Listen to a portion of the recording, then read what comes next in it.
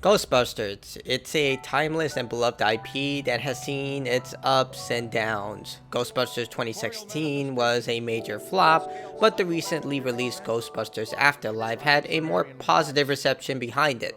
Now the developers behind Friday the 13th the game and Predator Hunting Grounds decided to create their own spin on the franchise with Ghostbusters Spirits Unleashed, a 1 versus 4 competitive title with a lot of potential and fun to be had.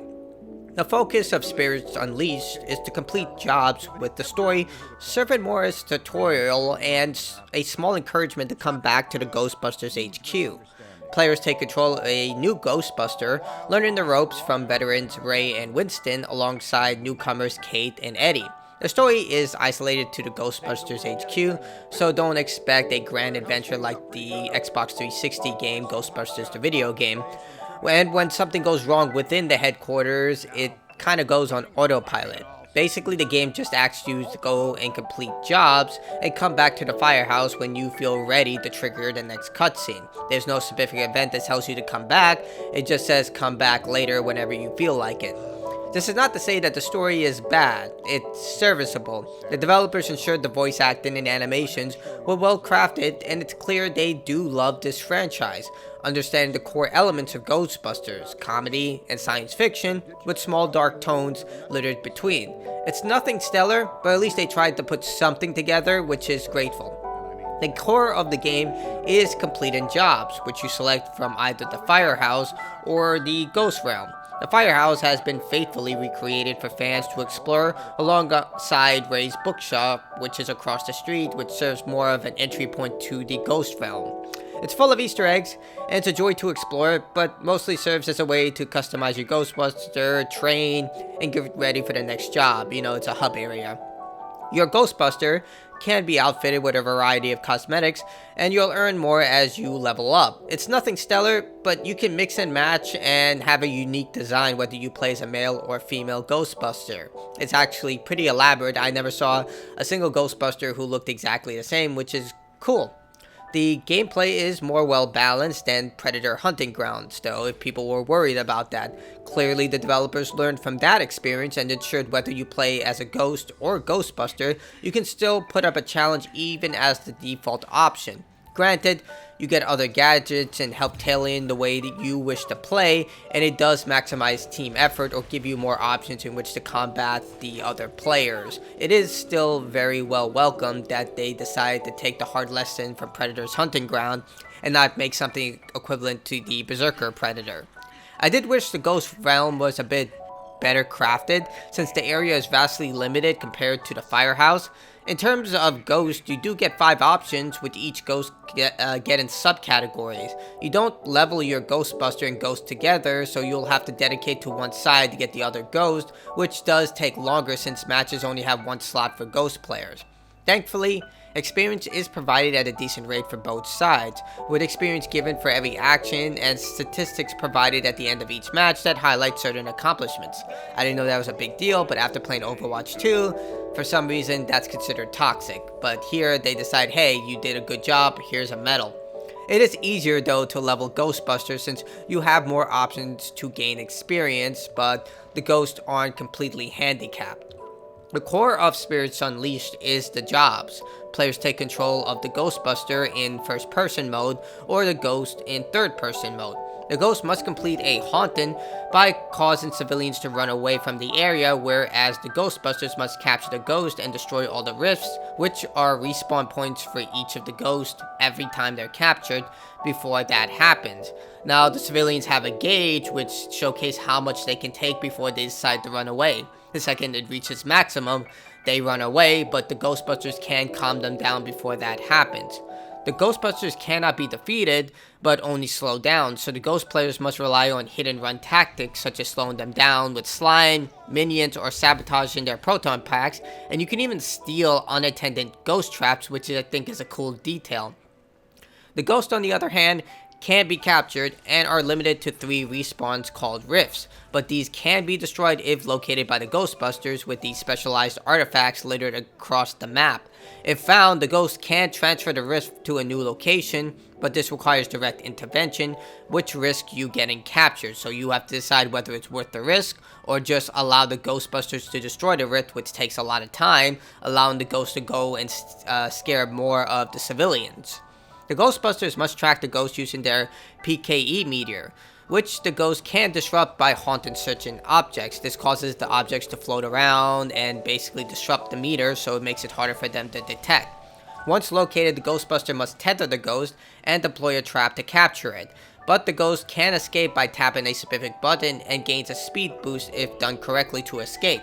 Ghostbusters cannot tether and deploy a trap at the same time, but each Ghostbuster does get a trap, which means they have 4 opportunities to capture the ghost, making teamwork essential. You can use the same trap over and over again though.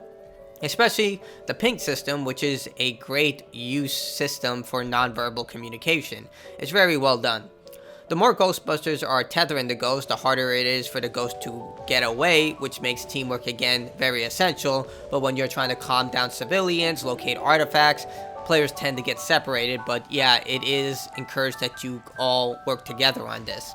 As the ghost, you need to terrify the residents of an area to complete a haunting. Ghostbusters can calm these people down, but it requires to complete a dial QTE event where you increase the level of which they get calm. Now, the haunting is gauged by a meter above the screen, which showcases each area getting increasingly more haunted.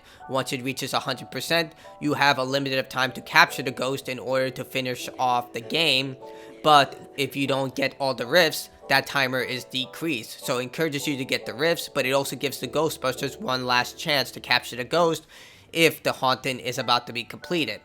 Now, splitting responsibilities to keep everything in check is part of the game, as players hunt the ghost while keeping people calm, locating rifts, and preventing the haunting from completing. There are 5 maps, and yeah, for the most part, once you play about 2 hours of the game, you've seen everything that the game has to offer, but since the game is a lot of fun, it does stretch out a little more, and the story took me around 4 hours to complete, but that's because I was having so much fun doing the jobs. I didn't really go back to the firehouse until I remembered, oh yeah, I have a story that I have to complete. And you can watch the cutscenes afterwards from the couch on the main floor. So if you just want to skip the cutscenes and watch them later, you can. Unfortunately, the dialogue that's specific after each cutscene is played is limited to that section. So if you want to listen to it, you have to talk to the you have to talk to the NPCs before that happens. Now, thankfully, getting to matches is quick and easy, mostly due to crossplay, and it showcases which players are playing on which platform on the side of the screen. You'll keep queuing up into the next match until you decide to stop and return to the firehouse. Unfortunately, you cannot change your gear during this grace period, so you'll need to head back to the firehouse if you want to change anything from the way your Ghostbuster looks to the gear you're using. There is a training area right by the gear customization area, so you can go there to test out what gear works best. There's also an option to get more contracts.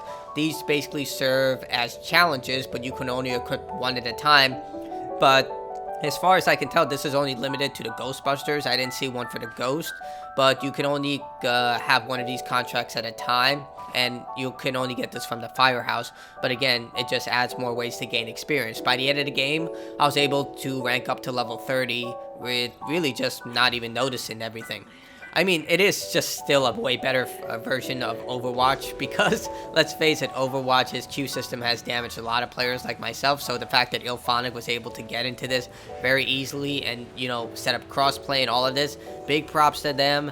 I just love the fact you can get into a game very easily. Unfortunately, you cannot queue for a specific position, so if you really want to play as a Ghost, you kind of just have to hope that you get lucky. I'm hoping that they will add that feature later on, or maybe I missed it, but when I queued up for a haunting as a ghost within the ghost realm, it put me as a Ghostbuster and vice versa. So I think it's just because, you know, 4 players for the ghost and 1 player for the 4 players for the Ghostbusters, 1 players for the ghost. That's the reason, but nevertheless, it's still fun regardless of which position you play as. Now, Ghostbusters Spirits Unleashed is a fun and engaging 1 versus 4 competitive title. It has a lot of potential in becoming a great title, but it desperately needs more maps if it wants to survive. The $40 price tag is decent for what you get here, but the 5 maps isn't enough to keep players engaged for the long run. There's plenty of things to unlock, but the maps really need to be expanded on, and I'm sure they'll do more maps as time goes on. I can't wait to see what they add. Also, more cosmetics. I mean, there is a decent array of cosmetics, but, you know, maybe add some more options in order to give players more ways to just have wacky looks. The gameplay is fun, and the loop is constantly giving you rewards with new options, so adding more of these things will definitely boost the game's longevity. It does have a lot of potential, and like I said, the game is just a lot of fun to have. I played the game mostly by myself, but as far as I had in my experience, the community was very decent. There were a lot of people who were just there having fun, having a good time, whether they won or lost. It was just a very much fun time. Regardless if you're a Ghostbuster fan, this is a game that will definitely put a smile on your face if you're looking something lighthearted to enjoy with friends. Granted, anything can be fun with a group of friends, but here, it was definitely a good experience. And as a Ghostbusters fan, I definitely had a lot of fun just going through the firehouse and exploring everything. Either way, Ghostbusters Spirits Unleashed, it is a fantastic game, highly recommended. And don't let this sleep. I know this is a busy month for video games, for Plague Tale Requiem, Call of Duty, Gotham Knights. A lot of games came out this month, but give this game a shot. I highly recommend it.